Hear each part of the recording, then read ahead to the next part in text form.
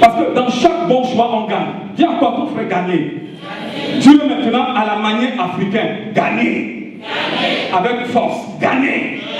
Parce que quand on fait le bon choix, bien aimé, on gagne. Quand on fait le bon choix, ça ne peut être que bénéfique. Quand on fait le bon choix, bien aimé, nous sommes que sûrs, n'est-ce pas, d'atteindre notre objectif, notre cible. Et le premier, n'est-ce pas, bon choix, ici, le bénéfice, c'est gagner dans le passé. Dis à ton frère, gagner dans le passé. Et Jérémie, n'est-ce pas, 29, le verset 11, ici la parole de Dieu va nous dire quelque chose. N'est-ce pas, c'est un verset que nous connaissons très bien. C'est un verset, n'est-ce pas, que nous avions l'habitude, n'est-ce pas, de le lire. C'est un verset que nous avions l'habitude, n'est-ce pas, de l'utiliser plusieurs fois, même deux fois, dans nos proclamations, dans nos confessions, n'est-ce pas, de dire, car je connais les projets que j'ai formés sur toi. Pas de projet de malheur, pas de projet de galère, pas de projet de pauvreté, pas de projet de misère, pas de projet de chômage, pas de projet de sans-papier, mais il dit projet de bonheur. Mais il y a un verbe ici qui va nous intéresser. Il dit je connais. Et il va utiliser le verbe passé. Il ne va pas utiliser le verbe au présent. Il dit car je connais les projets que j'ai. Est-ce qu'on peut dire ensemble j'ai? Il dit les projets que j'ai formés sur toi. Pas des projets que je suis en train de former. Pas des projets que je vais former. Mais il dit des projets que j'ai. Le passé composé. Je suis sûr et certain qu'ici il y a des étudiants et qui ne diront pas le contraire de ce que je suis en train de dire. Les étudiants ici, n'est-ce pas, ce matin, qui sont encore, je pourrais dire même plus avancés que moi, n'est-ce pas, dans le français. Et nous sommes dans un pays francophone où nous causons le français. Et si je parle en français, je lis le français. Ce n'est pas l'anglais, ce n'est pas le latin, ce n'est pas l'espagnol, mais c'est le français. Et ici, s'il y a quelqu'un peut-être qui pourrait me contredire sur ces verbes, je pense même que je communique à quelqu'un ce matin. Je parle du verbe du passé composé. Pas au présent ni au futur, mais au passé. Il dit quand je connais les projets que j'ai. Moi l'Éternel, pas un homme, pas l'apôtre Jeannot, ni, non, pas le pasteur Hubert, non, pas l'église telle, non, pas le ministère tel, non, pas tel organisme, mais moi l'Éternel, je connais les projets que j'ai formés sur toi dans le passé. Ça veut dire que déjà ton passé, le Seigneur avait déjà remporté une victoire te concernant. Dans ton passé, il avait déjà programmé ta destinée. Oh, quelqu'un ne me comprend pas ce matin.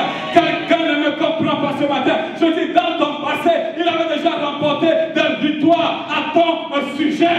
Dans ton passé, il était déjà présent sur ta destinée. Et dans ton passé, il y avait déjà un futur glorieux, un futur merveilleux qui t'attendait. Est-ce qu'on peut chanter Alléluia? Je connais. Il connaît les projets qu'il a formés pour tes enfants. Il connaît les projets qu'il a formés pour ton église, homme de Dieu. Il connaît les projets qu'il a formés pour ton couple. Il connaît les projets qu'il a formés sur ta vie.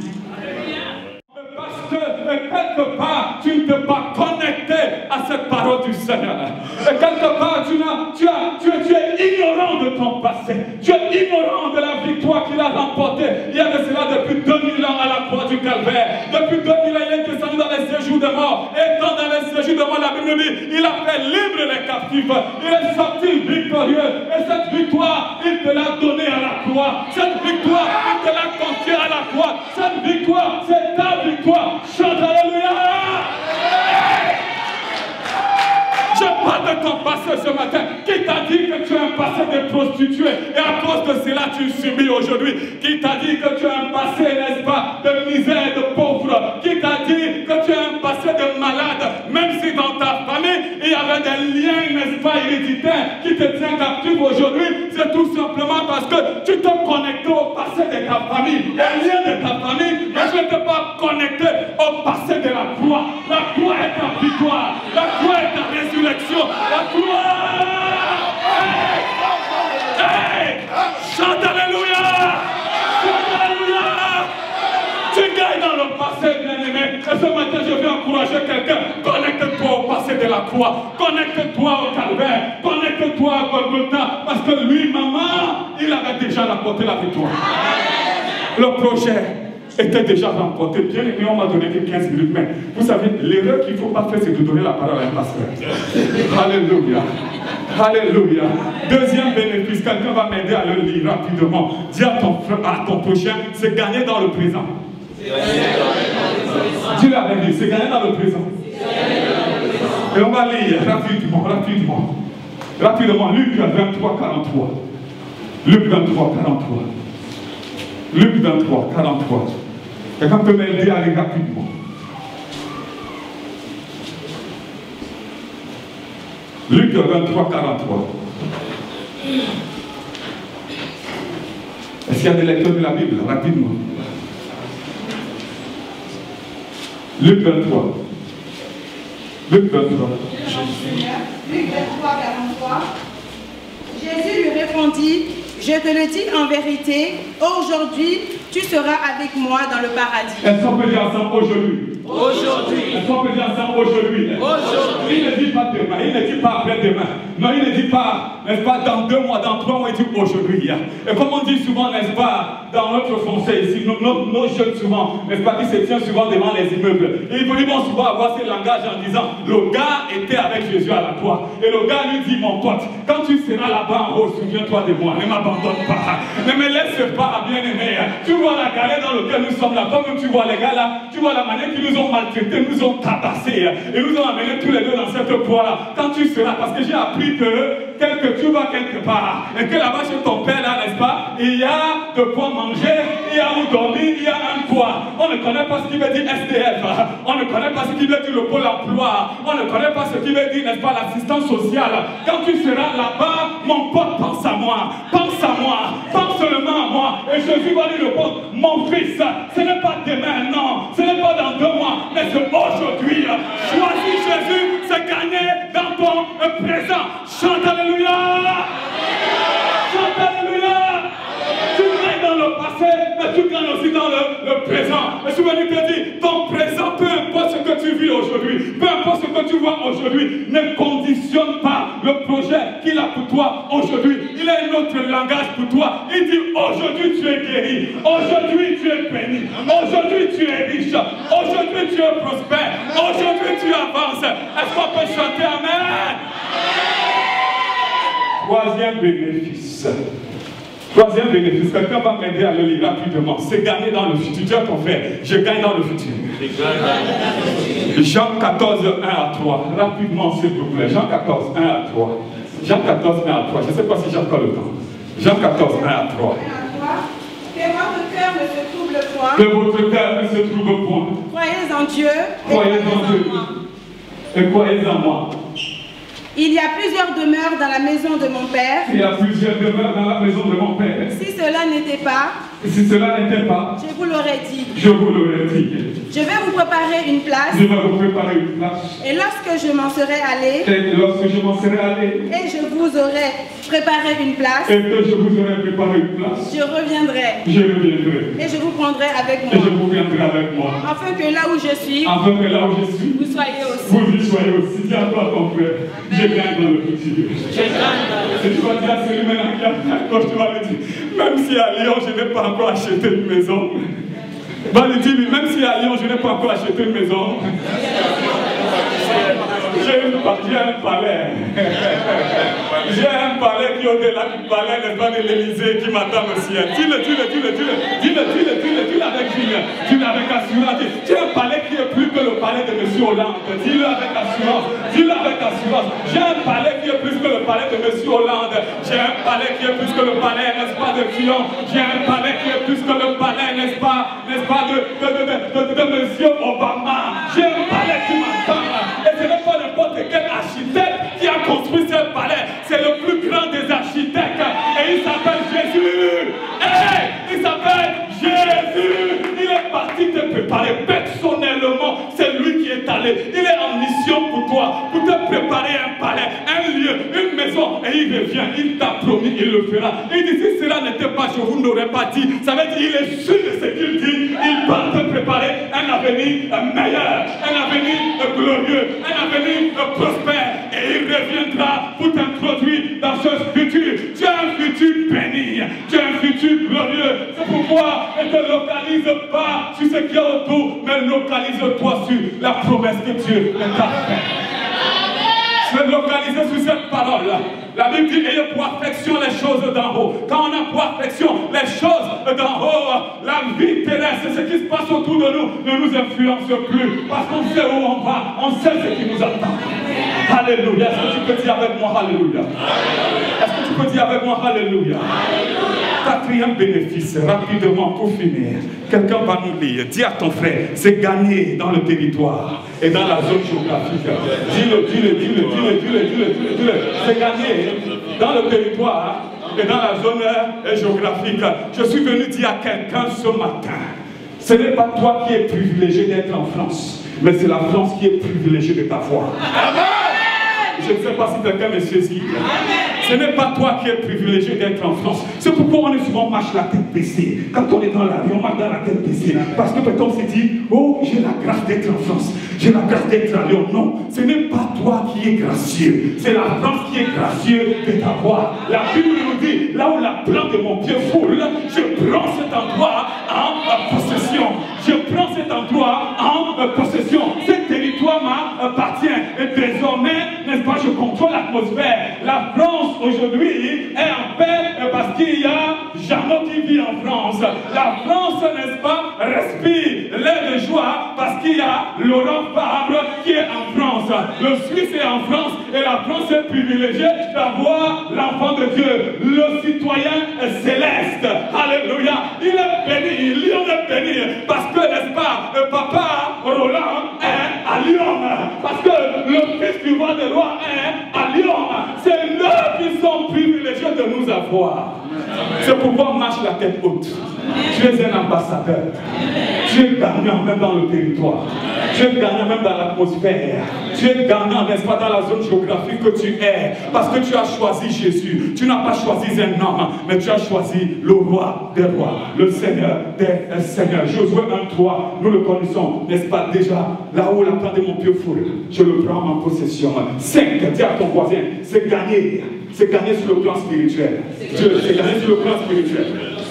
Jean 3,16, on peut le lire rapidement. Jean 3,16, c'est gagner sur le plan spirituel. Choisis Jésus, spirituellement tu gagnes. Alléluia. Les principautés, les forces maléfiques n'ont plus le contrôle, n'ont plus le pouvoir sur ta vie parce que tu gagnes. Est-ce qu'on peut le lire ensemble? Jean 3,16.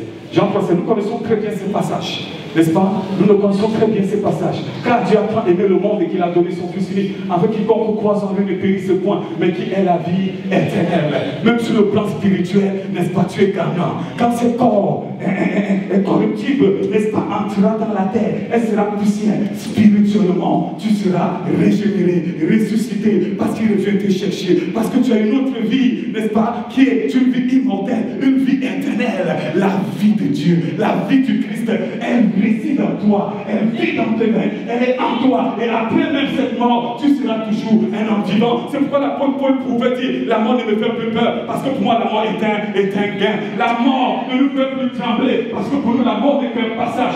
Spirituellement nous sommes gagnants, parce que nous avons la vie éternelle qui nous attend. Est-ce qu'on peut dire Amen? Est-ce qu'on peut dire Amen? Et je suis sûr que j'ai déjà dépassé mon temps, mais ce n'est pas ma faute, je n'étais pas programmé. Alléluia, je vous ai dit l'erreur qu'il ne faut pas faire. Ne donnez pas la parole à un pasteur. Ne donnez pas la parole. Il est un barbare. Et il parle trop. Si c'est rapidement. Dis à ton frère, c'est gagné sur le plan matériel. Si le c'est gagné sur le plan matériel. Je gagne matériellement. Je gagne. Dis-le quand je gagne. Somme 23, 1. Il nous dit, l'Éternel est mon berger. L'Éternel est mon berger. L'Éternel est mon berger. L'Éternel est mon berger. Il dit, je ne manquerai de rien. Dis avec moi, rien. Le mot vient ici, change complètement la portée spirituelle de ce passage. Je somme 23. Il dit, je ne manquerai de rien. Il n'a pas précisé. Il n'y a pas de précision. Bien-aimé, il n'y a rien que tu ne peux pas voir. Hello, il n'y a rien que tu ne peux pas voir. Tu peux tout avoir.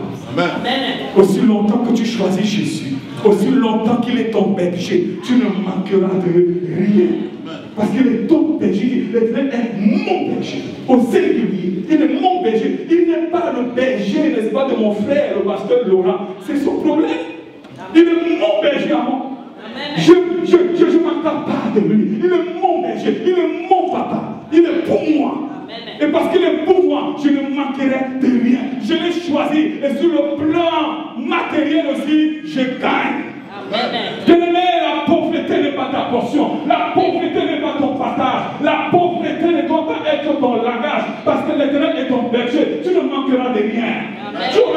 santé, tu auras la guérison, tu auras le succès, la réussite, mais tu seras aussi prospère, tu seras aussi riche. Est-ce qu'on peut dire amen?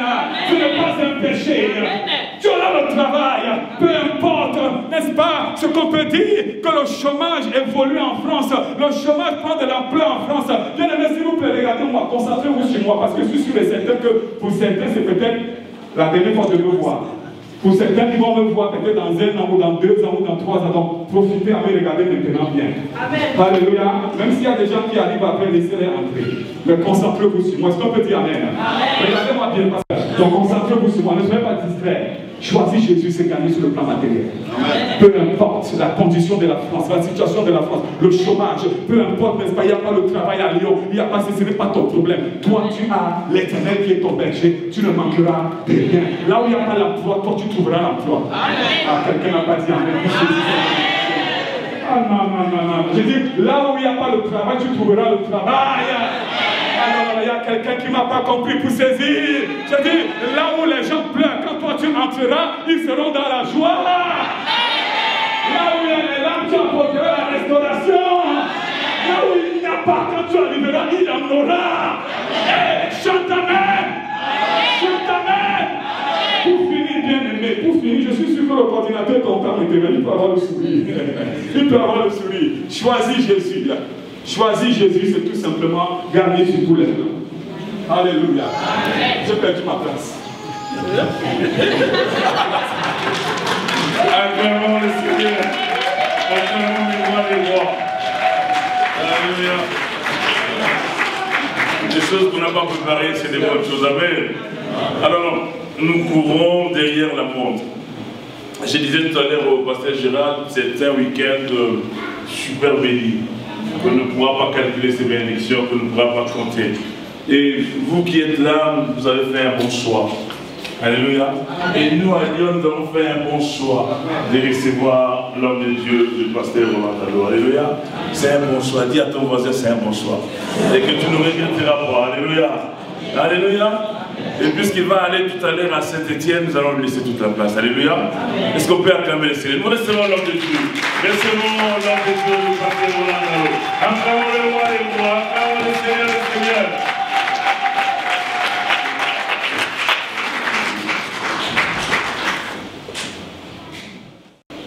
Et tu permets à cette heure, à sa suite, que je me tienne devant cet auditoire.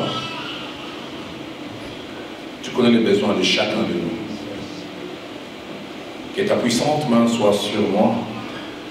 Et quand cette main est sur moi, je me suis souvent rendu compte qu'elle rend la prédication un exercice facile. Elle fait de la bouche d'un homme un prophète et les paroles sortant de sa bouche de flammes de feu. Je prie, comme ta parole dit, il envoie sa parole et celle-ci apporte à la guérison. Qu'il en soit ainsi pour ta gloire et pour notre bien.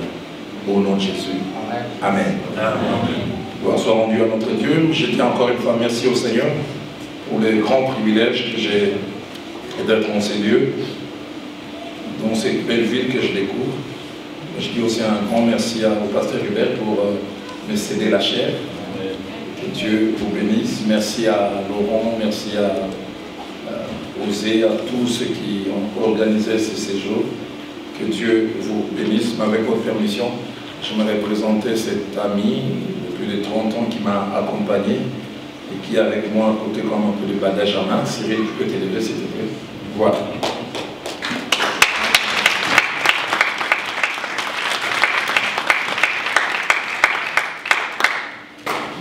Je vais lire avec vous 3 petites portions des Écritures. Les 2 premières tirées de l'Ancien Testament, des livres de Genèse, et la 3e portion tirée du Nouveau Testament dans Hébreu.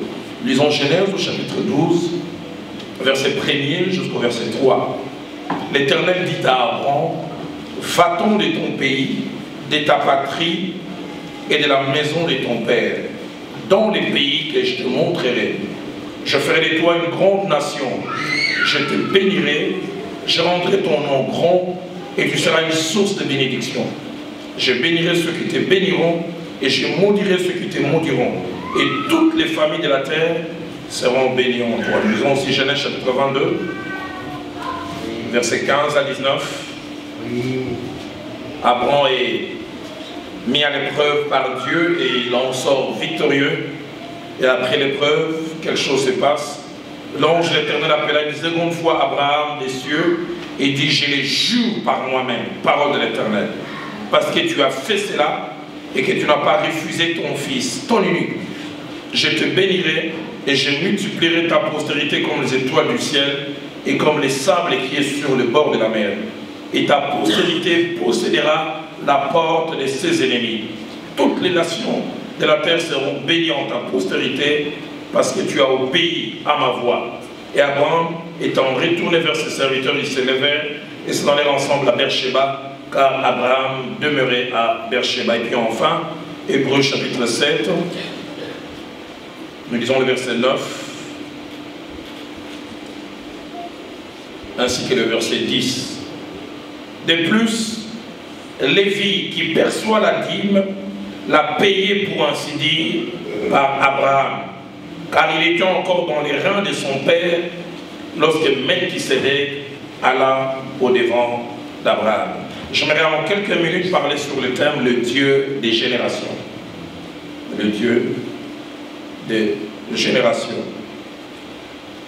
Ce matin, partant de ce thème, je vais parler à deux types de personnes.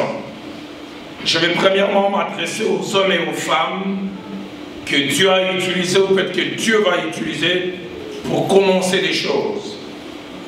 À celles et à ceux qui vont poser les premiers fondements, à ceux qui vont faire démarrer des choses. À eux, je leur parlerai des 5 choses qu'ils doivent connaître comme principe, mais je terminerai par leur dire 4 devoirs attachés à leur parcours et à leur vie. Et puis je m'adresserai à un deuxième groupe, aux hommes et aux femmes qui vont hériter ou qui sont en train d'hériter des choses. D'autres ont eu à poser des actes, d'autres ont eu à s'aimer, et eux ils viennent après, ils reçoivent, et ils sont appelés à gérer, à devenir maîtres sur des choses qui n'ont pas fait naître. À eux, je leur parlerai aussi des 4 choses, mais qui seront plus de devoirs. Mais avant de toucher ces deux groupes, il est bon de voir au travers de Genèse chapitre 12 un point de départ. Un homme habitant dans une contrée Ur en Chaldée, Abraham il s'appelait, contrée plein d'idolâtrie, contrée où il y avait polythéisme, à chaque aspect de la vie il y avait une divinité, et nous ne savons pas très bien ce qui s'est passé. Dieu s'est révélé à lui. Et Dieu s'est révélé à lui et lui a donné une injonction. Va-t'en de ton pays, de ta patrie, de la maison de ton père, dans le pays que je te montrerai. Il sait ce qu'il quitte, mais il ne sait pas trop vers où il va. Et ce que j'aime, c'est que quand l'Épître aux Hébreux écrit, la Bible dit, Abraham, lors de sa vocation, partit, mais il partit sans savoir où il allait. Il savait avec qui il allait, mais il n'avait aucune idée exacte où il allait. Mais il a posé le premier pas. Et il n'avait aucune idée qu'en posant ce premier pas, il était en train d'inaugurer une ère nouvelle. Plus tard, nous l'avons vu dans Genèse chapitre 22, Dieu le met à l'épreuve, il pose un acte d'obéissance, mais derrière cet acte d'obéissance, Dieu fait des promesses qui vont au-delà de lui. C'est pourquoi je voudrais poser le fondement de mon enseignement en parlant des 5 principes que je vous prie de noter. Le tout premier principe, c'est que même quand Dieu vise des multitudes, Dieu commence toujours par un homme. Même quand il vise des multitudes, Dieu commence toujours par un homme, par une minorité. Il dit à Abraham, va-t'en de ton pays, de ta patrie, de la maison de ton père dans le pays que je te montrerai. Mais il dit, je ferai de toi une grande nation. Derrière toi, quelque chose de plus grand que toi va sortir. Des multitudes vont sortir de toi. Dans Matthieu chapitre 28 au verset 19, la Bible nous parle de l'instant où le Seigneur confie la mission à 11 personnes, ils étaient à 12, un s'est disqualifié, mais à 11 personnes, il leur parle des nations. Allez, faites de toutes les nations des disciples. Le point de départ, ça sera vous 11. Mais l'impact ira au-delà. Même quand il vise des multitudes, Dieu commence par un homme. Dans Jean chapitre 4, verset 39, la Bible nous parle de l'impact d'une seule personne, une femme. Elle a été en contact avec Christ au puits. Et après, la Bible dit, plusieurs Samaritains de cette fille crurent en Jésus à cause de cette déclaration formelle de la femme. Il m'a dit tout ce que j'ai fait. Point de départ, une personne, mais finalement toute une ville est touchée. Deuxième principe important qu'il est bon que vous et moi nous puissions retenir, c'est qu'il y a une forte puissance dans une seule personne, que des fois nous ignorons, méprisons et méconnaissons. Vous n'avez aucune idée de la puissance qui est en vous. Vous n'avez aucune idée de la force qu'il y a dans une seule personne. Hébreux chapitre 11, verset 12 dit, c'est pourquoi d'un seul homme, déjà usé de corps, naquit une postérité nombreuse. Bizarre comme terme. Un seul, mais la Bible dit derrière une postérité nombreuse, est sortie comme les étoiles du ciel, comme les sables qui est sur le bord de la mer. Romains au chapitre 5, verset 12e, ainsi que verset 19 abondent dans le même sens. C'est pourquoi, quand par un seul homme les péchés est entré dans le monde, un homme, mais qui pourrit tout, le péché est entré dans le monde, et par les péchés la mort, qu'ainsi la mort s'est étendue sur tous les hommes, et point de départ un seul homme. Le verset 19 ajoute aussi, car comme par la désobéissance d'un seul homme, beaucoup ont été rendus pécheurs. De même, par l'obéissance d'un seul, beaucoup ont été rendus justes. Il y a une puissance, une force derrière une seule personne. Troisième principe, alors que je suis en train de poser les fondements de mon message, c'est que les générations sont liées et connectées. Les générations sont liées et connectées. Elles influencent. Les générations ne vivent pas comme des îlots.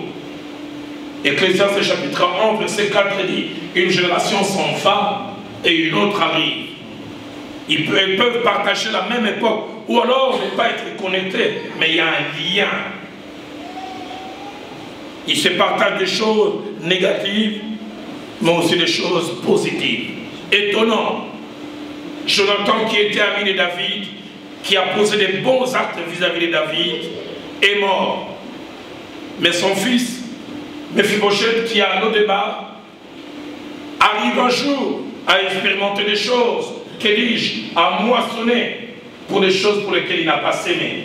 David accède à la royauté de Samuel chapitre 9, verset 1er.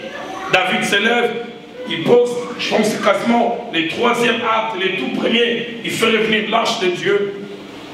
Le deuxième, il désire construire une maison pour Dieu, Dieu lui dit non. Mais troisième grande décision qu'il prend, y a-t-il encore quelqu'un de la maison de Saül pour que je lui fasse du bien? Mais à cause de Jonathan. Le bien, c'est quelqu'un d'aujourd'hui qui en est bénéficiaire, mais l'agent causal, c'est quelqu'un qui est parti. Les générations sont connectées. Qu'est-ce que les générations futures auront à cause de toi? Qu'est-ce que ceux de demain auront de positifs à cause de toi? 1 Roi chapitre 11, versets 12 à 13. Dieu est fâché contre Salomon à cause de sa conduite, à cause de ses écarts. Mais bizarre, à cause d'un absent, la colère de Dieu est apaisée. Écoutez ce que Dieu dit. Non seulement qu'il dit, il dit qu'il va les frapper, mais il dit seulement je ne les ferai point pendant ta vie, mais à cause de David, ton père. C'est de la main de ton fils que je l'arracherai. Je vais te frapper à cause de ce que tu as fait. Mais David a posé des actes. Et à cause de David, je ne les ferai pas. Mais si David n'était pas là, je t'aurais pleinement frappé. Il ajoute au verset 13, bien qu'il va frapper, je n'arracherai cependant pas tout le royaume. Je laisserai une tribu à ton fils, mais l'ajoute encore à cause de David. Dans Lamentation de Jérémie, chapitre 5, verset 17, la Bible dit, un groupe de jeunes gens sont en train de pleurer. Nos pères ont péché et ils ne sont plus. Et c'est nous qui portons la peine de leur iniquité. ceux qui ont fauté, ceux qui ont mal agi ne sont plus là physiquement. Mais d'autres payent les pots cassés. J'aime les passages de 2 Timothée, chapitre 1er, verset 5, lorsque Paul témoigne et reconnaît la présence de vertus, des valeurs et d'une qualité de vie dans la vie de Timothée. Il dit, je reconnais la foi sincère qui habite en toi. Mais en même temps, il reconnaît que cette foi sincère n'est pas une génération spontanée. Elle habita d'abord dans ton aïeul Loïs, puis dans ta mère Eunice, et puis maintenant habite en toi. Les points de départ, c'était Loïs. Loïs a transmis à Eunice, et Eunice a eu à transmettre à Timothée. Les générations sont liées. J'aimerais ouvrir une parenthèse pour dire aux parents, vivons de manière sérieuse. Vivons en ayant conscience que notre vie ne s'arrête pas à nous. J'en parlais tout à l'heure quand j'ai touché aux 2e génération. Je voudrais laisser à mes enfants comme héritage un nom pour lequel ils n'auront pas à rougir. Et souvent quand je prêche aux enfants, je dis, il y a des enfants qui héritent d'un nom qui pèse, mais ils n'ont aucune idée que ce nom a coûté à quelqu'un. Ça a coûté l'intégrité, la droiture, une certaine manière de marcher. De telle sorte quand tu te présentes à un endroit, tu présentes ton prénom et tu ajoutes ce nom, et ce nom peut t'ouvrir des portes. Imaginez-vous que quelqu'un entre ici et dit, je m'appelle Jean-Jacques Mandela. Vous lui accorderez un crédit, non pas à cause de lui, mais à cause de... Mais imaginez-vous, vous êtes à côté d'un voisin, vous dites, vous appelez comment? Il dit, je m'appelle André Hitler.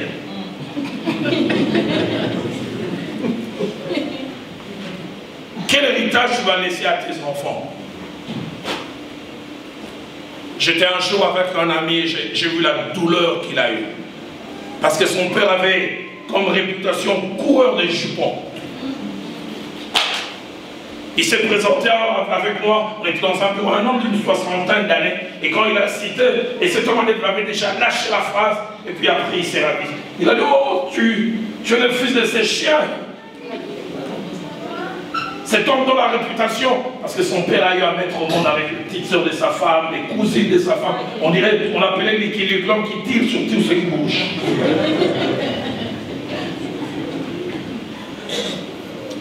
Et l'enfant recueillit l'opprobre, non pas à cause de lui, mais à cause des actes posés par quelqu'un d'autre. 4e principe, c'est que Dieu est un Dieu transgénérationnel.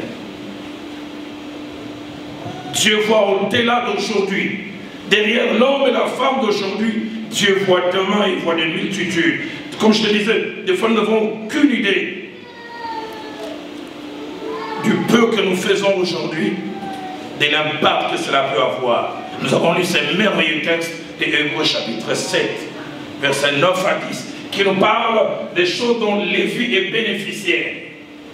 Il est dit, Lévi qui perçoit la dîme aujourd'hui, l'avait payé par Abraham. Et pourtant, entre Abraham et Lévi, quelle génération? Il y a Abraham qui a engendré Isaac, Isaac a engendré Jacob, et Jacob a engendré Lévi. Mais Lévi, on dit aujourd'hui, les bénéficiaires des choses, mais pour lesquelles c'est Abraham qui a payé la dîme. J'aimerais vous dire, il y a des choses qu'Abraham fait qui traversent les générations et dont Lévi est bénéficiaire. Qu'il y ait des Lévi qui récoltent des choses négatives parce qu'Abraham n'a pas fait ce qu'il aurait dû faire. Et ce passage de Genèse 22 que j'ai mentionné, Abraham obéit. Et Dieu jure, j'aime les instants où Dieu jure. David dit, l'Éternel jura par lui-même, Genèse 22, 16 à 17. Parce que tu as fait cela, et tu n'as pas refusé ton fils, c'est toi qui as fait. Mais il dit, je te bénirai, mais il dit, je multiplierai ta postérité. C'est toi qui as eu à faire, mais la bénédiction comme une contagion, permettez-moi le terme, va aller au-delà de toi. C'est pourquoi j'aimerais d'abord m'adresser comme à Abraham, au groupe que j'ai appelé la première génération. La première génération, celle d'Abraham qui décide de quitter le territoire dur en Chaldée. À cette génération, la première, peut-être que vous faites partie de la première génération. Moi aussi, je vous donnerai des détails tout à l'heure. À cette génération, j'aimerais dire 5 choses. La première, c'est que la première génération est appelée à payer un prix fort par l'obéissance pour le bonheur des générations futures. Un prix fort, un prix élevé. Si Genèse 12, 4 nous parle de l'instant où Abraham obéit, il quitte par obéissance les connus pour aller vers l'inconnu. Il quitte le tangible pour aller vers l'intangible. Il quitte les conforts pour des difficultés qu'il pouvait éviter. Abraham partit comme l'Éternel lui avait dit. Abraham était âgé de 75 ans lorsqu'il sortit des champs. Hébreux 11, 8 que j'ai mentionné tout à l'heure, c'est par la foi qu'Abraham, lors de sa vocation, obéit. Il partit pour un pays qu'il devait recevoir en héritage et qu'il partit sans savoir où il allait. C'est pris d'aller vers l'inconnu, c'est ni Isaac, ni Jacob, ni les autres qui les paient, c'est lui qui les paie. C'est lui qui vit ça. Les premières générations sont appelées à payer un prix. Deuxième chose attachée à la première génération, c'est que la première génération est une génération des ruptures. C'est une génération qui casse un cycle et qui inaugure un autre. En prenant cette décision, Abraham n'avait aucune idée qu'il était en train de casser les cycles d'idolâtres. Et il était en train d'inaugurer le cycle des hommes de foi. Génération de rupture, génération qui casse les choses. Je toucherai un point tout à l'heure pour vous montrer comment les diables aiment combattre les premières générations. Mon père, ils sont nés à 10. 8 hommes et 2 femmes. Je n'ai jamais connu mes 2 tantes. Elles sont mortes, je n'étais pas encore né. Mais tous mes oncles, je les ai connus. Ils sont nés, ils ont grandi quasiment chez nous au pays, au village. Mais de temps en temps, ils venaient en vacances à Kinshasa où j'ai habité. Et tout dernièrement, je pense que j'avais 20 ans. Mais entre ma naissance et mes 20 ans, je les ai vus tous visiter chez nous. Tous, mon père y compris, ils avaient 2 tares. À un moment, je pensais que mon père n'avait pu avoir que l'une de ces choses. Mais il y a 5 ans, j'ai déchanté. 2 tares. Première tare, tous alcooliques avec A majuscule. J'ai vu mes oncles ivres. J'ai quelquefois été gêné, j'ai toujours gardé ces souvenirs. J'avais 10 ans, un de mes oncles, ivre à mort, il venait et il faisait pipi devant nous. Et mon père, quand j'ai grandissais, à part dimanche, je suis resté à la maison. De lundi à samedi, il rentrait toujours en titubant. Et quand il venait, j'étais le premier à chercher Roland, où es-tu? Et il me relatait des histoires. J'avais envie, j'ai dit, s'il était permis de cogner les pères, je les cognerais. Mais dommage, il était père et j'étais fils. Tous ivrognes. Au début de mes 16 ans, avant ma conversion, je commençais à avoir un goût pour les mêmes choses. Deuxième tard, tous, ils ont eu des enfants hors mariage. Tous. Tous. Mais je disais, il y a 5 ans, je pensais que mon père avait fait mieux. Juste à ce qu'il m'appelle un jour, il m'appelle, il dit, Roland, je n'ai jamais dit ça. Vous avez une autre sœur qui a le même âge que toi. Tous. Et ils ne se sont jamais intéressés à Dieu, jamais intéressés à l'évangile. Combien de fois n'ai-je pas vu mon père battre ma mère? J'ai vu ces scènes 1001 fois. Il se chamaille, le bruit vient de la chambre, et puis les coups sont donnés. Et bizarre, ma mère avait toujours tendance à fuir dans ma chambre, que je partageais avec mon jeune frère. Combien de fois n'ai-je pas vu mon père poursuivant ma mère? C'est ça! Et le 5 novembre 85, quand j'ai accepté Christ comme Seigneur et Sauveur, je n'avais aucune idée que j'étais la génération des cultures. Quand j'ai accepté Christ, la génération des ivrognes, Dieu a dit stop. La génération de ceux qui ont des enfants hors mariage, Dieu a dit stop.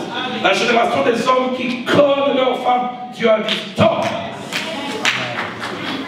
Il y a 2 ans, ma fille aînée est venue dans ma chambre, dans notre chambre, elle a dit, papa, j'aimerais que tu pries pour moi.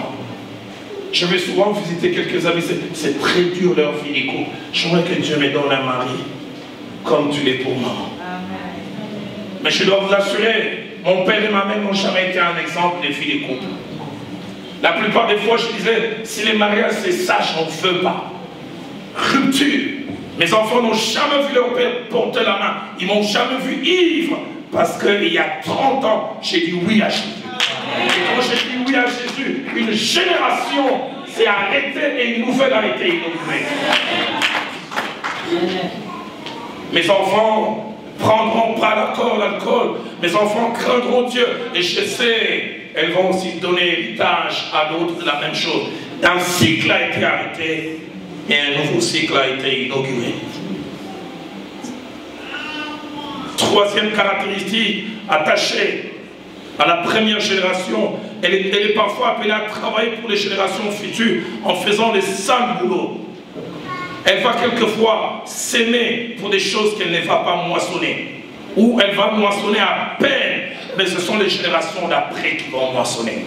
Je n'ai pas peur d'être celui qui travaille pour les générations futures. J'aime les passages. Jésus-Christ avec ses disciples dans Jean chapitre 4, versets 37 à 38.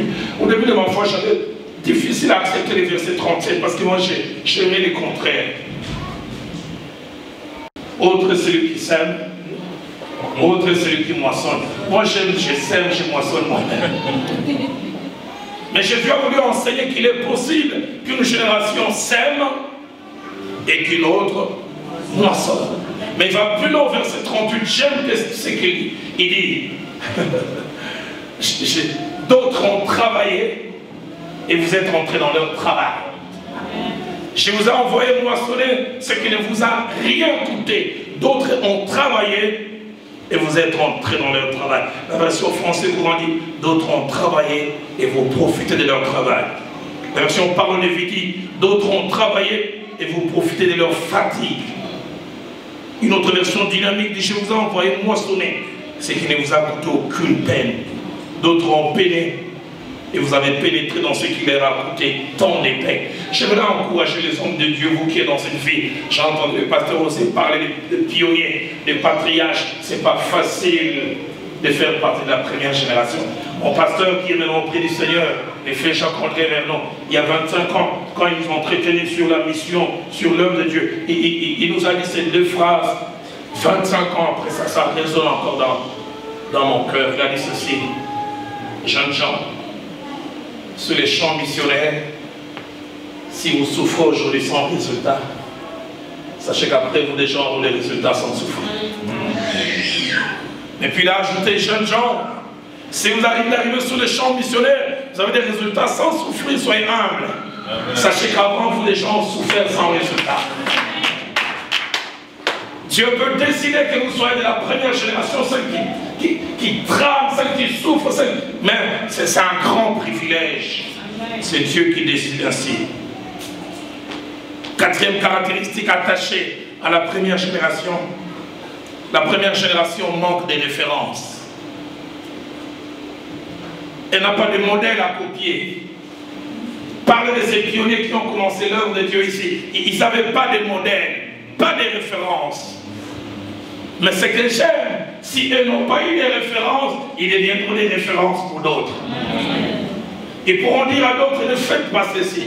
Attention, ne pas sur ces chemins. Mais eux, ils n'ont rien eu. Pas de références. Ils ont tâtonné. Ils ont perdu du temps. Ils ont même commis beaucoup d'erreurs. Là où eux, ils ont échoué, tâtonné, d'autres ne les feront pas. Amen. J'aime beaucoup les textes de Genèse 4, verset 1er. C'est facile pour nous de lire ça, mais on n'a aucune idée de ce que cette pionnière a connu qui s'appelait Ève. Avant elle, il n'y a jamais eu une femme enceinte. Elle était la première à être enceinte. Elle a commencé à avoir des goûts bizarres, des envies bizarres. Elle a dit, ah non, mais j'ai des choses bizarres. Et puis son ventre a commencé à gonfler. Quand je mange, ça gonfle un peu, mais c'est devenu pas un peu compliqué. C'est un peu plus que la normale. Nous, on sait que c'est une grossesse. Nous, on sait qu'une grossesse, ça dure 9 mois. Ève ne savait pas. L'un de mes profs a dit, c'est pas impossible qu'Ève se soit promenée qui sait quelques heures et quelques jours avec le cordon ombilical. Nous, on sait qu'il faut couper. Elle n'avait pas de références. Elle disait, ah non, cette histoire, c'est quoi? Les pionniers, ceux qui commencent de la première génération, n'ont pas de références, mais deviennent des références pour d'autres. Et quel privilège si Dieu décide que vous soyez la première génération. J'ai vu mon pasteur, c'est un qui est auprès du Seigneur, qui a atterri à Kinshasa au Congo, Léopoldville à l'époque en 64, sans référence, n'ayant rien que sa valise et ses 3 filles. Il a commencé à se battre l'année 64 jusqu'à 72, il a tâtonné 8 ans. Bon, aujourd'hui, nous on commence une église avec 1200 personnes. Lui, la première église, il a commencé avec 8 personnes. Il a dit pour passer de 8 à 24 personnes, il a fallu une année. Tâtonnant. Il a dit, lui, il a fait la pêche à la ligne. Nous faisons la pêche au filet. Nous avons plusieurs du coup. Mais une dernière chose importante, comme caractéristique, attachée aux premières générations. Les premières générations connaissent des combats et des adversités. Les diables s'élèvent avec maximum contre les premières générations. Parce qu'il sait que s'il les arrête, il arrête tout ce qui va venir après. À peine Abraham a dit oui au Seigneur, que Genèse chapitre 12 verset 10 dit, il y eut une famille. Les diables voient déjà ce qui va sortir, il dit, je vais défier ce plan, je vais défier ce projet. Et Abraham se retrouve en Égypte, et en Égypte, il retrouve les mauvaises habitudes, il commence à mentir. Seigneur, donne-nous ceux de la première génération qui ont conscience que le combat qu'ils connaissent, des fois ce ne sont pas eux qui sont visés, c'est tous ceux qui sont derrière. Tu as quitté ces choses et le diable reviendra dans le même domaine. J'aimerais dire à la première génération, il y a des domaines pour lesquels vous devez tenir ferme. Parce qu'en tenant ferme, ce sont les générations futures que vous protégez. Actes des Apôtres, chapitre 4, verset 18 à 21. Un passage anodin, mais c'est les combats de la première génération qui sécurisent toutes les autres générations. La première génération des convertis de l'église primitive, ils s'élèvent et remarquez une chose, ils ont une adversité. Cette adversité, ce n'est pas des opinions, ce n'est pas la rue, c'est une institution, les Sanhédrins, qui les réunissent. Nous vous empêchons d'enseigner, enseignants. S'ils avaient dit non, nous ne ferons pas ici. Ils ont tenu ferme, mais jugez vous-même. Si nous devons vous obéir plutôt qu'à Dieu. Et en tenant ferme, ils ne savaient pas qu'ils tenaient ferme aussi pour eux. Donc des premières générations qui payent un prix, qui tiennent ferme devant l'adversité. 2 Corinthiens 4, verset 12, l'apôtre dit, ainsi la mort agit en nous et la vie agit en vous. Mais je me mentionner 4 devoirs attachés à la première génération. Aux premières générations, je me dis la première des choses comme devoir, les premières générations doivent savoir s'arrêter là où Dieu les arrête. Et laisser Dieu accomplir le reste par et au travers des générations futures. Dieu peut commencer par Abraham, mais il ne fera pas tout par Abraham. Il y a des choses qu'il fera par Isaac, par Jacob. Des fois, nous croyons que tout ce que Dieu a promis, il le fera par nous. J'étais choqué au début de ma foi en lisant ce passage des Hébreux. J'ai eu difficile à comprendre cela. Je me suis dit, mais est-ce qu'il n'y a pas contradiction? Est-ce qu'il n'y a pas quelque chose qui ne va pas? La Bible parle des promesses que Dieu a eu à donner à certaines personnes, mais bizarre. Écoutez ce que la Bible dit. Hébreux 11, 39. Tout cela, à la fois desquels il a été rendu témoignage, n'ont pas obtenu ce qui leur a été promis. Promesse, mais ils n'ont pas eu. Pourquoi? Ils font partie de la première génération. Mais vous savez, aux yeux de Dieu, Dieu peut accomplir des choses pour David, mais par Salomon. C'est pourquoi, comme je dis, ceux de la première génération doivent savoir s'arrêter là où Dieu dit non. Dans 2 Samuel chapitre 7, verset 12 à 13, là nous parle de l'instant où Dieu dit non à David, comme première génération. Zélé, il vient de faire retourner l'arche, il veut bâtir, Dieu lui dit non. Il dit, ce ne sera pas toi qui vas me bâtir, mais ce sera ton fils qui sera sorti de tes entrailles. Donne une première génération qui sait s'arrêter là où Dieu dit qu'elle s'arrête. Mais ce que j'aime, malgré que Dieu lui a dit de s'arrêter, David était un homme transgénérationnel. Il a mis tous ses efforts au présent pour réunir les matériaux pour un temple dans lequel il n'allait même pas célébrer Dieu.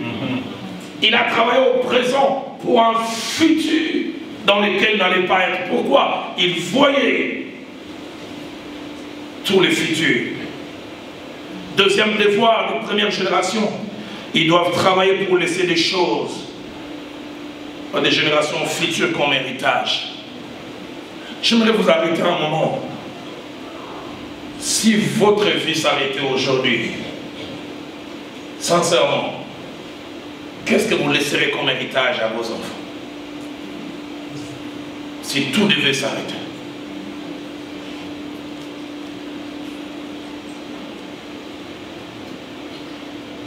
Dans Jean chapitre 4, au verset 12, j'aime cette femme. Elle est fière des générations passées dans sa vie. Elle est devant Christ. Mais elle dit à Christ, es-tu plus grand que notre Père Jacob, qui nous a laissé ses puits? Seigneur, donne-moi quand je ne serai plus là, que les générations futures présentent des choses en disant, ça c'est mon Père qui m'a laissé ça. Les noms que je porte, c'est mon Père qui m'a laissé. La bonne réputation, les crédits, mais pourquoi pas aussi des choses matérielles. Troisième chose que j'aimerais dire à ceux de la première génération, il ne faut jamais avoir peur au bon moment de passer les bâtons à la génération future. La plupart des fois, nous de la première génération, on a difficile comme dans une course des relais à passer les bâtons. Et vous savez, ce que j'aime dans la course des relais, c'est que j'ai fait des efforts et je passe les bâtons à l'autre en disant, il va soit maintenir notre victoire ou il va les perdre, mais il va courir la course à ma place. Je veux chez nous en Afrique des gens qui ont difficile à laisser le leadership. Et même dans l'œuvre de Dieu. Des fois, physiquement, le corps ne suit plus. On n'a plus les aptitudes. Mais comme on dit chez nous, on est en train de tingama. On s'accroche. Et vous savez, quand vous faites ces choses, vous provoquez un double chômage. Il y aura un chômeur actif qui n'est plus productif à 100%, mais qui chôme en étant actif. Amen. Il y aura un autre chômeur passif. Amen. Qui a le potentiel pour prendre les relais, amen, mais parce qu'on ne lui donne pas, il chôme en étant assis. Donne les premières générations qui savent s'asseoir et laisser les deuxièmes générations devant. Amen. Donc des hommes qui peuvent apprécier leur fils dans la foi comme des trophées en train de prêcher. Et quand les fils prêchent, les gens acclament, ils prennent cela comme un crédit. Ça, c'est ma fabrique. Amen. Amen. Alléluia. Parmi les 3 pièges qui s'attachent à la première génération, le premier piège, ils aiment se croire indispensables. Sans moi, les choses vont s'arrêter. Première génération, les hommes indispensables, il y en a au cimetière, qui pensaient que sans eux, rien ne pouvait se faire. Mais ils sont partis et l'œuvre continue.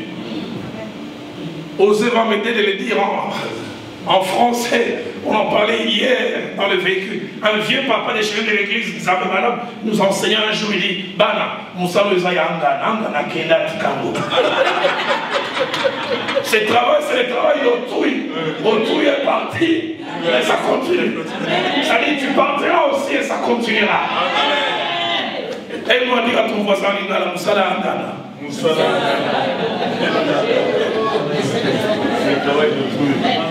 Je suis indispensable. Deuxième piège dans lequel la première génération tombe, ils sont difficiles à faire confiance à la génération future. Des fois, ils aiment que la génération future commence là où ils ont fini. Ils aiment que la génération future ait la maîtrise aujourd'hui pour laquelle il leur a fallu 20 ans, 25 ans. J'aime beaucoup cette histoire, elle n'est pas totalement vraie, mais il y a beaucoup de leçons à tirer dedans. Un jeune homme de 23 ans était en sa dernière année de médecine et il faisait son stage. Il était chirurgien. Et il travaillait à côté d'un vieux chirurgien de 70 ans. Et chaque fois qu'ils allaient opérer, il était frappé par la dextérité, la concision, la précision dans les gestuels de ce vieux chirurgien. Donc il fallait couper 2 mm, c'est 2 mm. 1 cm, c'est 1 cm. Et le jeune homme était abasourdi. Mais lui, novice, quand on avait des bistouris, ses doigts tremblaient. Et son professeur lui dira, il avait toujours la vilaine habitude d'ajouter 5 au-delà. Quand il disait 2 mm, il en faisait 7. Quand il disait 4, il en faisait 9. Son maître de stage disait, hey, c'est pas de la charcuterie. C'est un corps humain. Une petite erreur, une petite exagération, quelqu'un peut mourir. Et un jour, ils se sont retrouvés dans la salle d'opération. Le vieux chirurgien dit, je ne vais rien faire. Tu feras tout. Allez là, 5 mm, il en fait 10. Et attention, là tu en fais 9, il en a fait 14, et puis paf, les sangs ont commencé à gicler. Il s'est retourné vers le viens m'aider, il dit non, fais tout. Le jeune homme a essayé, puis il a vu avec les appareils, que les bâtiments baissaient, et puis du coup, la vie s'est arrêtée, il dit il est mort, il dit oui, il est mort. Ils ont fermé les corps. Ils sont retrouvés dans leur vestiaire pour s'échanger. Et les jeunes chirurgiens, quand ils partaient, ils disaient, c'est mon dernier jour en médecine et en chirurgie. Parce que je sens que je ne suis pas appelé à la chirurgie. Il va, il enlève sa robe, il enlève ses gants, il va dire à ce monsieur, quand je te vois opérer, tu as tout ce qu'il y a comme symptôme pour montrer que tu es né pour ça. Je me demande même pas si tu es né, tu n'es pas né avec des bistouris. Le vieux chirurgien l'a appelé. Il dit, tu veux encore quelque chose? Il dit, oui. Mais avant que je le quitte, parce que je sais que je ne dois plus revenir, dis-moi quel est ton secret, quel est le secret de ta concision, de ta précision. Le vieux chirurgien met sur la tête. Il a posé la question au jeune homme, tu as déjà combien de cadavres dans ta conscience? Il dit, un seul. Alors il dit, il t'en manque 9 pour avoir l'expérience que j'ai. Comme pour lui dire, avant d'avoir la maîtrise que j'ai, j'allais tuer 10. Et toi, tu n'es qu'à 1. J'aimerais vous dire, les champions ne sont pas des champions. Amen. Les forts ne sont pas des forts. Donc nous sommes de la première génération qui font confiance à la deuxième génération, même quand ils ne sont pas suffisamment forts. Amen. Je ne dirai jamais assez merci au Seigneur. Je n'avais que 28 ans quand mon pasteur a fait de moi le pasteur adjoint. Il pouvait voyager, me laisser une église de 3000 personnes. Et je prêchais à l'église, ça passait au culte à la télévision. Plus de 3 millions de personnes suivaient dans la ville. 28 ans. Amen. Je ne sais pas si c'est le cas ici. Non. Mais il y a quelque chose que je n'aime pas chez nous au pays. Tu vas au centre-ville chercher du travail, tu te verras, on a affiché quelque chose. Offre d'emploi. Condition numéro 1, être détenteur d'un diplôme universitaire. Minimum, licence. Deuxième condition, maîtrise de 2 langues, français et anglais. Troisième condition, maîtriser l'outil informatique. Et puis à la fin, après toutes les conditions, notez bien, expérience minimum de 5 ans requise. Où est-ce que j'aurai l'expérience si personne ne me donne la possibilité de commencer? Où est-ce que j'aurai l'expérience si personne ne me donne l'occasion de commencer quelque chose? Amen. Je suis né d'une famille de 5 enfants. Une seule fille, ma grande sœur aînée, on l'appelle Yamarija. 53 ans cette année. Quand elle a commencé à avoir l'âge de 10 ans, maman a commencé à lui donner la possibilité de préparer les foufous. Je n'ai jamais oublié. Entre ses 10 et ses 15 ans, chaque fois que Marie-Jeanne se mettait à préparer les foufous, on prenait des précautions. En se disant, il est possible que les pondous et les poissons Thomson puissent y chômer. On invitait déjà par précaution le lait et le sucre. Parce qu'au cas où ça ratait, les foufous s'est transformés en bouillie pour ne pas perdre la matière première. Mais je peux vous assurer sur des fois, minimum 9 fois elle a raté. Mais Dieu merci, ma mère disait encore, Marie-Jeanne, viens préparer. Mais quand elle a eu 15 ans, elle a commencé à avoir de la maîtrise. Aujourd'hui, plus de 30 ans après, ma grande sœur, nous l'appelons Docteur S. Foufou.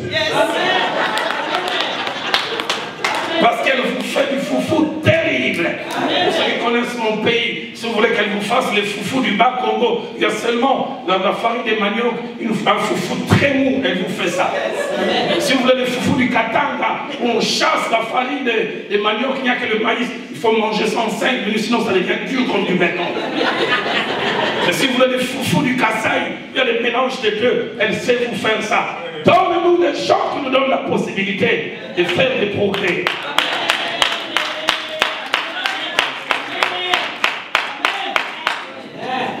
God bless you. Troisième piège de ceux de la première génération, ils aiment souffrir par procuration. Ils souffrent au présent pour un futur qui n'est pas encore là.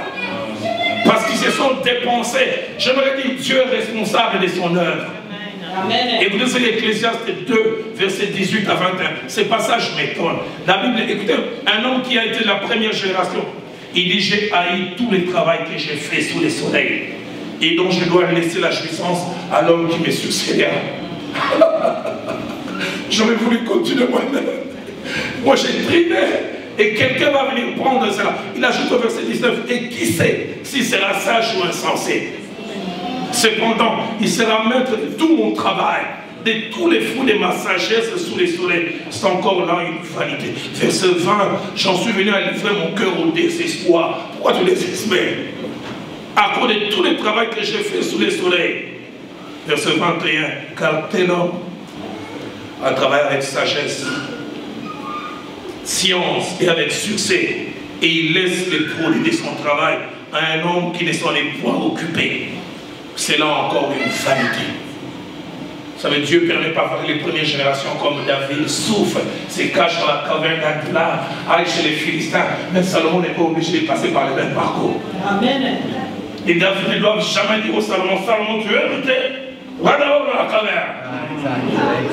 Exact. Va battre chez les Philistins.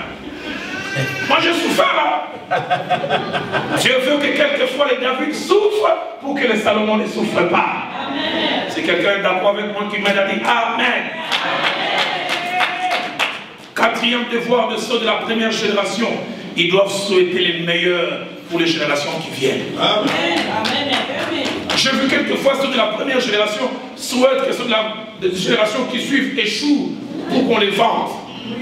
Pour qu'on dise, oh, comme chez nous on dit mon colo, c'est mon colo. Les grands forts. Non, donne-nous ceux de la première génération qui, comme Jésus-Christ, dans Jean, chapitre 14, verset 12, il dit, celui qui croit en moi, il fera les œuvres, mais il en fera les plus grandes.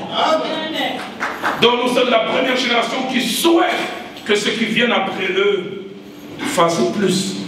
Et je termine en 10 minutes avant de prier avec vous pour parler à la deuxième génération. Si la première génération paye les prix, et même les plus forts, la deuxième génération, je n'aimerais pas trop parler de vos droits. Et les générations suivantes, ils reçoivent tellement trop. Mais les deuxièmes générations et les autres doivent avoir ces 4 devoirs en tête.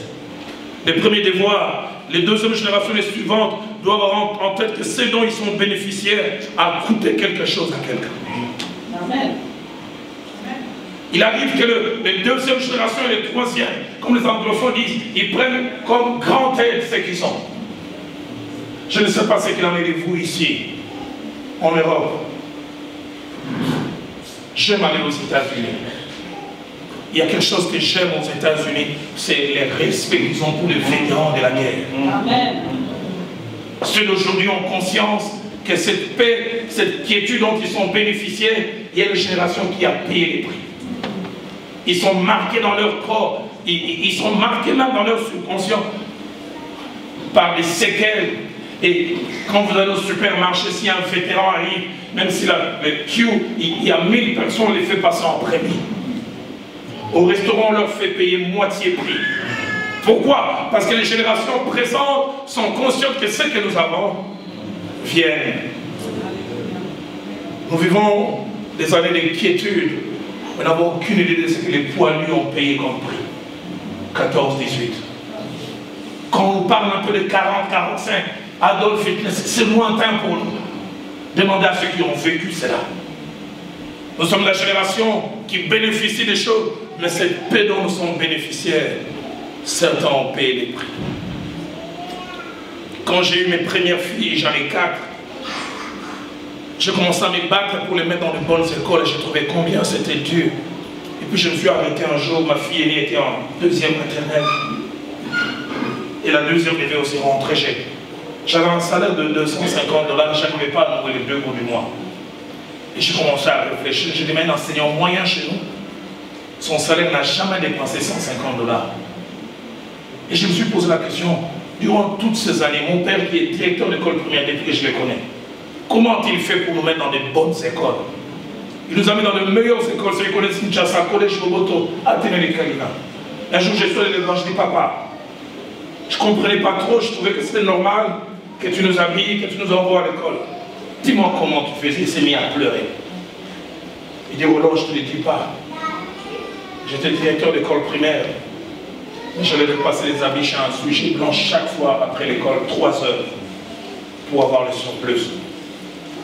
Et 6 fois la semaine, je faisais les répétiteurs. Je les serrais dans mes bras, je dis, papa, merci pour ce prix que tu as payé. Il m'a dit, non, Roland, je n'accepte pas ces remerciements. J'étais choqué. Il m'a dit, la meilleure manière de me remercier, c'est de faire la même chose pour tes enfants. Amen. D'hommes de 2e génération qui ont conscience. Et quand il me parlait comme ça, je me suis rappelé d'une scène. J'avais 10 ans. Et j'étudiais à la télé de la Gombe. Je devais aller prendre mon bus scolaire. Et l'abonnement s'achevait le lendemain, il fallait que je paye. Et je n'ai jamais oublié, alors que j'étais au couloir, je demandais à papa de me donner l'argent. Je l'ai entendu dire à ma mère Cécile, tous ces mois qui va suivre, je serai obligé d'aller à l'école, au travail à pied, pour que Roland ait l'abonnement scolaire. Et ces souvenirs m'est resté. 5 jours après, j'étais dans ce bus scolaire. Et alors qu'on était dans le bus scolaire, ceux qui connaissent un peu Kinshasa, vers Utex Africa, on traversait ces ponts-là et un de mes amis a vu mon père. À l'époque, les lignes de bus, il y avait la ligne numéro 1 jusqu'à la ligne numéro 10. Et tous ceux qui faisaient les pieds, on les appelait la ligne 11. Et là, alors que j'étais dans le bus, il a dit, Roland, je vis ton père faisant la ligne 11. Et j'ai compris, il faisait la ligne 11. Afin que moi je fasse la ligne 9. Je les serre et je dis, papa, merci. Il m'a dit, Roland, on comprend les parents que quand on devient parents. Donne-nous une 2e génération qui sache payer les prix. Amen. Et reconnaître ce que les autres ont eu à faire. 2e chose que j'aimerais dire à la 2e génération, elles doivent savoir au minimum garder ou conserver ce qu'ils ont hérité. Combien de fois de 2e génération dilapide l'héritage? Quelqu'un s'est battu pour faire un nom qu'il a vu de respect, et il te donne ces noms, et tu commences à voler avec ces noms. J'ai vu la souffrance d'un homme respecté, notabilité à l'est de notre pays, à Roma. J'ai vu sa souffrance, il a même piqué une crise, il s'en est jamais remis jusqu'à aujourd'hui. Sa main est comme ça depuis maintenant 6 ans. Qu'est-ce qui s'est passé? Son fils est né de 22 ans. Il est rentré dans un gang, on les a attrapés comme voleurs à mer.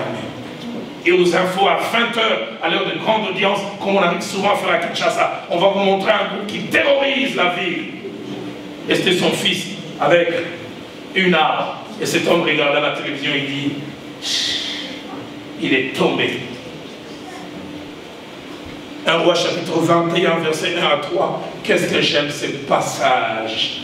Naboth a hérité d'une vigne de ses pères. Il connaît l'histoire qui est derrière. Mon père me disait, oh là, ne transmets jamais un héritage sans transmettre l'histoire derrière. Parce que si on ne transmet pas l'histoire derrière, les gens ne connaîtront pas la valeur. Ce roi vient faire une meilleure proposition à Naboth. Il dit, soit tu me donnes cette vigne et je te donne une autre, soit je te donne l'argent. Mais il connaît la valeur de cet héritage, que Dieu me garde de dilapider l'héritage de mes pères. Seigneur, aide-moi à ne pas dilapider cet héritage que j'ai reçu. Troisième et avant-dernière chose, avant que je ne termine. Les deuxième génération et ceux qui suivent doivent être humbles, en sachant et en étant conscients que certaines choses qui vont leur arriver les seront à cause des engagements pris, non pas par eux, mais par ceux de la première génération. J'aime quand je suis dans Genèse, plutôt dans Psaume 89, verset 29 à 35, Dieu s'engage vis-à-vis de David. Il dit, je lui conserverai toujours ma bonté et mon alliance lui sera fidèle. Je rendrai sa postérité éternelle et son trône comme les jours des cieux. Mais écoutez ce que Dieu ajoute. Si ce fils abandonne ma loi et ne marche pas selon mes ordonnances, s'il viole mes préceptes et n'observe pas mes commandements, je punirai de la verge de leur transgression et par des coups leur iniquité, mais je ne leur retirerai point ma bonté. Je ne trahirai point ma fidélité. Et Dieu ajoute au verset 37, je ne violerai point mon alliance, je ne changerai point ce qui est sorti de ma bouche. Je me suis engagé vis-à-vis de David, je ne veux pas m'arrêter. Donne-nous de deuxième et autres générations humbles qui peuvent reconnaître ce dont nous sommes bénéficiaires. Quelqu'un a payé les prix. Je suis triste quand même dans l'œuvre de Dieu. J'ai parlé tout à l'heure de première génération qui n'arrive pas à céder les bâtons. Mais combien de fois c'est ceux de la première génération cèdent les bâtons? Ils s'asseyent. Désormais, on ne fait même pas mention d'eux. On est pressé les jeunes de nous avec des crocs durs. On se lève, on dit, ça c'est la nouvelle saison. Le temps des vieux prophètes est fini. Mais vous ne savez pas, pour que vous ayez ce que vous avez, ça a coûté à l'autre. Donne-nous de deuxième génération qui sont capables de célébrer. Où sont les enfants qui célèbrent leur père? Où sont les filles qui célèbrent leur mère? Quatrième et dernière chose, et je termine. La deuxième génération, les générations qui suivent, doivent savoir que nous avons l'obligation non seulement de conserver les acquis de la première génération, mais d'aller au-delà, de faire mieux. Que c'est triste si nous faisons les mêmes choses, mais les mêmes choses doivent être le minimum. Normalement, les deuxième et les troisième générations doivent aller au-delà. Quelle joie pour Abraham et sa réputation de vivre Genèse 26, 12 à 13. Quand avait dit Isaac s'aimant dans ce pays et il recueillit cette année-là les centuples. Quel bonheur pour Abraham que de voir de son vivant au travers de la deuxième génération les choses attachées aux promesses qu'il avait reçues s'accomplir. Hébreux chapitre 12 verset 1, je termine par là. Nous donc aussi, puisque nous sommes environnés d'une si grande nuée de témoins, rejetons tout fardeau et les péchés qui nous enveloppent si facilement et courons avec persévérance dans la carrière qui nous a ouvert. Il y a des gens qui ont payé les prix et qui sont allés s'asseoir sur les gradins de la gloire et ils observent. Qu'allons-nous faire? J'ai sorti un jour de chez moi, j'arrive à l'ambassade américaine chez nous au pays et je vois dedans un jeune homme que je connais, 22 ans à l'époque. Son père avait été grand responsable d'une entreprise pétrolière. Et il me disait, il m'appelait Yamoulon, grand frère. Il dit, ça fait 5 fois que j'ai tous les documents pour aller étudier aux États-Unis, à Minnesota. On ne m'accorde pas le visa. Prie pour moi. J'ai prié avec lui. Et 5 minutes après, alors que j'étais parti, Donc 15 minutes après, il m'appelle et dit, il y a un miracle est en train de se passer. Je lui dis quoi? Il dit, je t'expliquerai après. 2 heures après, il est venu me voir en larmes. Il me dit, alors que j'étais assis dans la salle d'attente, j'ai vu un homme qui est rentré, il avait les gardes du corps, qui travaillait, un haut fonctionnaire des Nations Unies. Et il passait plus, il m'a vu. Il est revenu, il dit, toi tu es le fils de Kitenge? Il dit, oui, c'est Gabi. Il dit, oui, comment tu me connais? Il dit, je vois le phénotype de ton père. Qu'est-ce que tu fais ici? Voilà, j'ai une bourse, voilà, j'ai cette possibilité, mais j'ai chaque fois demandé le visa, on ne m'a pas accordé. Il dit, viens avec moi. Alors qu'on attendait qu'on appelle chacun. Il s'est levé, les gardes, il est allé avec lui, je devant chez les chanceliers. Mais pourquoi on n'accorde pas le visa à ces jeunes hommes? On a regardé, on dit non, pour nous, chacun qui veut venir, c'est un immigré potentiel. On n'est pas sûr qu'il va venir et après les études, il va rentrer et dire non, je les connais. En général, chez nous, quand on fait l'interview à l'ambassade des États-Unis, aujourd'hui, on a des visas les lendemains. Mais les chanceliers lui disent, attends ici. Dans 20 minutes, tu as ton visa. Et 20 minutes après, il avait les visas. Mais il ne comprenait pas trop. Quand il voulait sortir, il a demandé à ses messieurs, mais pourquoi tu as fait tout ceci? Il dit, tu n'as aucune idée. Moi, je suis né au village, en Gandajika, dans le Kasaï occidental. Et ton père était déjà grand responsable. Quand il venait à vacances, il m'a trouvé. Il a trouvé que parmi ceux de ma génération, j'avais 14-15 ans, j'étais brillant. Il m'a dit, je sens que tu es brillant, tu dois aller très loin dans la vie. Il m'a pris des Gandajika, il m'a amené à Kinshasa. Il dit, j'ai habité chez vous avant que tu naisses. J'ai grandi avec tes frères comme quasiment leurs grands frères. Jusqu'à ce que j'ai mon bac, le diplôme d'État chez nous. Et quand je suis allé à l'université Lovanium, c'est ton père qui a payé les Minerva. Durant les vacances, j'ai rentré en vacances et il me donnait l'argent des poches comme tous vos enfants. Et puis j'ai eu la possibilité de travailler aux Nations Unies. C'est depuis 20 ans que je ne suis plus rentré au pays. J'ai appris qu'il est mort il y a 10 ans. Et je me disais chaque fois, qu'est-ce que je puis faire pour rendre à cet homme? C'est Papa Kitenge qui avait sémé. Et c'est un enfant qui est venu moissonner. Amen. J'aimerais ce matin nous inviter à baisser nos têtes dans la prière. Je ne sais pas, alors que je prêchais, je sentais dans mon cœur. Y a-t-il des gens de la 2e, 3e génération qui, alors que je prêchais, ils voyaient les prix payés par papa, par maman, par d'autres générations, qui veulent se lever avec moi et dire merci. Merci Seigneur pour les prix que mon Père, dans le sang, dans la foi, a payé. Mais toi, dis merci au Seigneur. Peut-être qu'il est vivant. S'il est vivant, je prie qu'au sortir de cet endroit aujourd'hui, tu l'appelles pour lui dire merci. Papa, merci pour le prix que tu as payé. Merci pour les sacrifices. Si c'est un homme de Dieu là en Afrique, il est ailleurs. Merci pour la possibilité que tu m'as donnée d'exercer le ministère. Mais je voudrais lancer un deuxième appel. Y a-t-il ceux de la première génération ici? Première génération dans la foi, première génération dans les ministères.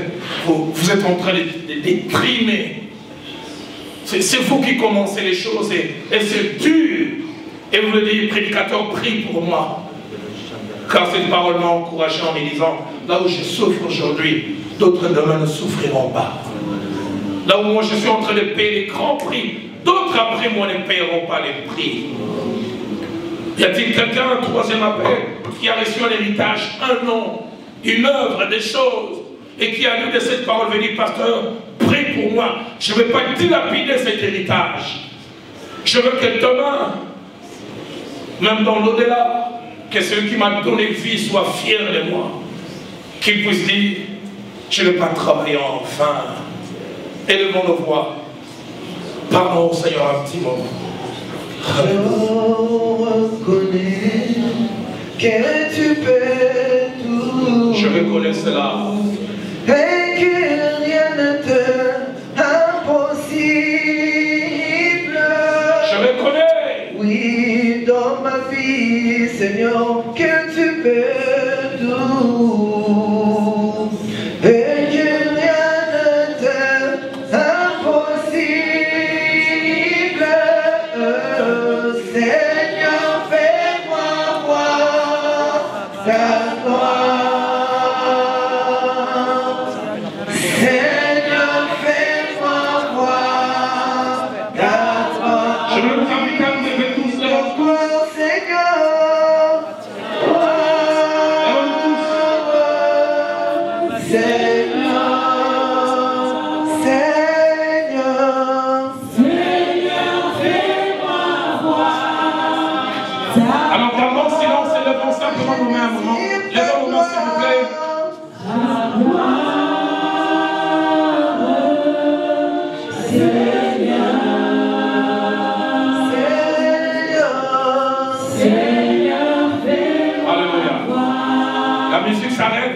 nos mains. Et des hommes de Dieu vont prier l'un après l'autre.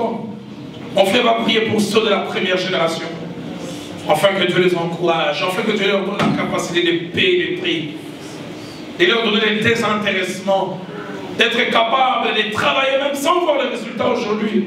Mais pour les générations futures. Et le pasteur va prier pour ceux de la deuxième génération. Afin qu'ils soient humbles. Qu'ils apprennent à apprécier les œuvres de la première génération.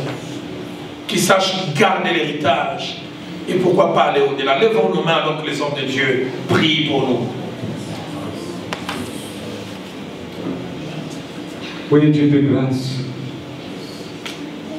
Que ce matin, nous voulons, Seigneur, te dire merci. Merci encore de nous interpeller ce matin. Merci encore, Seigneur, au-delà de l'interpellation, de nous encourager. Seigneur, en sachant que nos efforts ne sont pas en vain, Seigneur. Que tous les efforts qui ont été fournis jusqu'ici, tout le travail qui a été fait, Seigneur, sous la pluie, le soleil, le sacrifice, Seigneur, l'opposition, la résistance, et même de voir les temps de rabaissement. Que tout cela n'a pas été en vain, Seigneur. Et parce que derrière tout ça, il y a, Seigneur, Père Dieu de grâce, un prix et un bénéfice. Père, je prie pour cette génération première. Ceux-là, Seigneur, qui ont été précurseurs, Seigneur, à recevoir les coups et les flèches. Seigneur Dieu de grâce. Nous voulons ce matin te dire merci. Merci pour l'encouragement. Merci, Seigneur, parce que tu nous redonnes et tu leur redonnes un souffle nouveau, Seigneur. Tu leur redonnes, Seigneur, Père de grâce, en ce moment, Seigneur, une force, un nouveau, Seigneur, Père. Tu leur donnes, Seigneur, Dieu de grâce, la possibilité, la force nécessaire pour pouvoir continuer, ne pas s'arrêter, Seigneur, mais de comprendre et de réaliser que derrière ces efforts, il y a une génération, Seigneur, Père et Dieu de grâce, qui est en train de se lever pour la manifestation de ta gloire. Nous voulons bénir ton nom, Seigneur. Nous voulons t'élever parce que tu es Dieu. Parce que tu es le Dieu de la première génération. Tu es le Dieu, Seigneur, de cette génération dont tu as suscité, Seigneur. Père, je me tiens, Seigneur, en ce moment précis pour dire encore merci parce que Dieu de grâce, tu le fais. Merci, Seigneur, parce que, Père, tu es là présent. Pour pouvoir, malgré, Seigneur, aujourd'hui, même si les résultats ne sont pas palpables, même si les résultats ne sont pas fulgurants, même si ils ne sont pas encore exponentiels, mais une chose est sûre, c'est que, Seigneur, tu enregistres, Seigneur, tout le travail qui a été fait, et jusqu'ici. Père, que ça soit à Lyon, pour mes bien-aimés, Seigneur, Père de Lyon, mais aussi à Paris, Seigneur, d'où j'ai vécu, d'où, Seigneur, Père, et Dieu de grâce. Père, je vu le travail de mes précurseurs, de mes précédents, Seigneur, Père, la souffrance et la douleur. D'où je suis aussi originaire, le Cameroun, Seigneur, Père. D'où, Seigneur, je suis originaire, mon continent africain. D'où, Seigneur, Père, j'ai été accueilli et reçu, Seigneur, le continent européen.